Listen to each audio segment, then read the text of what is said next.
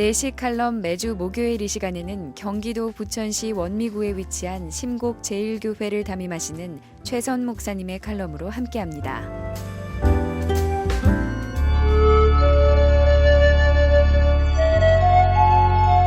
모든 사람들은 행복한 가정을 이루고 싶어 합니다. 적어도 결혼할 때는 누구나 그 꿈을 가지고 출발합니다. 그러나 현실은 그렇지 못합니다. 어느 가정이나 문제가 있습니다. 우리는 다른 가정들의 모습을 보면서 우리만 그런 게 아니구나 라고 위로를 받기도 하지만 위로만 받을 것이 아니라 도전도 받아야 합니다. 우리에게 도전을 주는 가정이 있습니다. 바로 고넬료 가정입니다. 가이사라의 고넬료라는 사람이 살았는데 그는 경건해서 백성을 많이 구제하고 항상 기도하며 살았습니다. 고넬료의 구제는 하늘에 상달되어 하나님께서 기억하신 바 되었습니다. 고넬료의 가정에 주는 교훈은 그가 경건하여 온 집으로 더불어 하나님을 경외하였다는 것입니다. 사도행전 10장 2절을 보면 그가 경건하여 온 집안과 더불어 하나님을 경외하며 라고 말씀하고 있습니다. 로마 군대의 지휘관으로서 자기 나라의 종교도 아닌 유대인들이 섬기는 하나님을 경외한다는 것은 쉬운 일이 아닙니다. 또한 로마 군대의 지휘관으로서 로마 황제 이외의 신을 믿는다는 것은 로마 황제에 대한 불충으로 보여 잘못하면 자신의 신변뿐만 아니라 가족들까지도 죽음에 이를 수 있는 위험한 일이었습니다. 하지만 고넬료는 온 집으로 더불어 하나님을 경외하는 사람이었습니다. 그의 신앙은 형식적인 신앙이 아니라 살아있는 신앙이었습니다.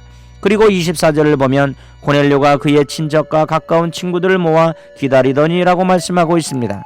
고넬료는 베드로를 초청하여 가족 예배를 드리고자 할 때 가족뿐 아니라 친척 그리고 친구들까지 불러 모았던 것입니다. 남편만, 아내만, 자녀만이 주님을 섬기는 가정이 아니라 전 가족이 나아가 그의 주변 모든 사람들이 믿음 안에서 하나가 되어 주님을 섬기는 모범을 보여주고 있는 것입니다. 결코 흔히 볼 수 없는 모습이 아닙니다. 전 가족이 믿음 안에서 하나가 되려면 어느 한 사람만의 힘으로서 어렵습니다. 서로 노력해야 합니다. 미국의 가정 문제 상담가, 가족 심리 치료사, 정신과 의사, 목회자들이 모여서 가정을 구하고 가족의 화목을 조성하기 위한 수칙을 만들었습니다. 여러 가지가 나왔지만 한결같이 하나님을 경외하는 경건한 가정이 화목한 가정을 이룰 수 있다고 결론을 내렸습니다. 가정이 붕괴되고 있는 이 시대를 살면서 우리가 가정을 지키기 위해서는 온 가족이 하나님을 높이고 믿음으로 하나가 되어야 합니다. 그 이상 더 좋은 방법이 없습니다. 고넬료의 가정이 주는 교훈은 말씀 중심의 신앙을 가졌다는 것입니다. 사도행전 10장 22절을 보면 베드로를 찾아간 고넬료의 종들은 베드로가 왜 왔느냐고 물을 때 베드로를 향하여 고넬료는 의인이요 하나님을 경외하는 사람이라 유대 온 족속이 칭찬하더니 그가 거룩한 천사의 지시를 받아 당신을 그 집으로 청하여 말을 들으라 하느니라고 했습니다. 그런데 25절을 보면 베드로가 들어올 때에 고넬료가 맞아 발 아래 엎드려 절하니라고 말씀하고 있습니다. 고넬료의 종들이 베드로를 부르는 모습과 고넬료가 베드로를 영접하는 모습은 하늘과 땅 차이인 만큼 큽니다. 종들은 점령지에 권세 있는 자의 심부름꾼으로 거만하게 베드로를 불렀으나 고넬료는 하나님을 대하듯 베드로를 영접했습니다. 고넬료는 발 앞에 엎드려 절하며 인사했고 33절을 보면 가정 예배가 시작될 때에 고넬료는 이제 우리는 주께서 당신에게 명하신 것을 듣고자 하여 다 하나님 앞에 있나이다라고 했습니다. 고넬료는 말씀을 들을 수 있는 완벽한 준비가 되어 있었습니다. 30배, 60배, 100배로 열매를 맺을 수 있는 옥토와 같은 마음을 가지고 있었습니다. 풍성한 열매를 맺기 위해서는 좋은 씨앗도 필요하지만 좋은 밭도 필요한 것입니다.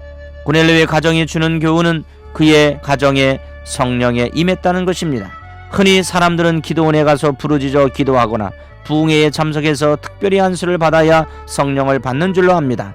그런데 베드로가 예수 그리스도의 죽음과 부활, 죄사함의 복음을 전할 때에 고넬료의 가정에 성령이 임했습니다.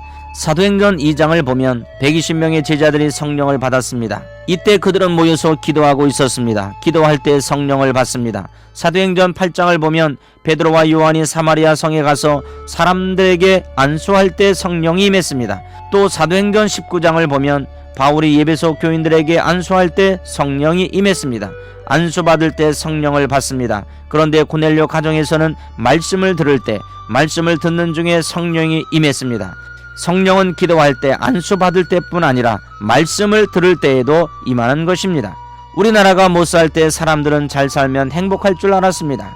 이제 우리는 깨달아야 합니다. 진정한 행복은 물질이나 권세나 명예, 학문, 인간의 성공에서 찾을 것이 아닙니다. 하나님의 은혜 안에서 찾아야 합니다. 이 세상에는 그 어떤 것도 우리 가정을 진정으로 행복하게 할 수 있는 것이 없습니다.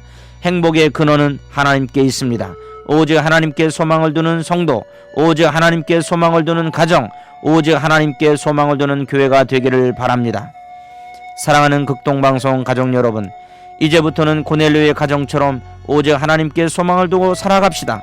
보기 드문 이상적인 가정, 온전한 가정, 하나님께서 보시기에 아름다운 가정이었던 고넬료의 가정을 통해서 교훈을 받고 고넬료 가정을 본받아 하나님의 은혜가 넘치고 행복에 넘치는 가정을 이루는 애청자 성도들이 되시기를 주님의 이름으로 축복합니다. 당신은 예수 그리스도 안에서 매우 소중한 존재임을 기억하십시오. Dear brothers and sisters, let's remember we are so much precious in Jesus Christ. 내식 칼럼, 지금까지 심곡 제1교회를 담임하시고 한국문인협회 시인으로 활동 중인 최선 목사님의 칼럼으로 함께했습니다.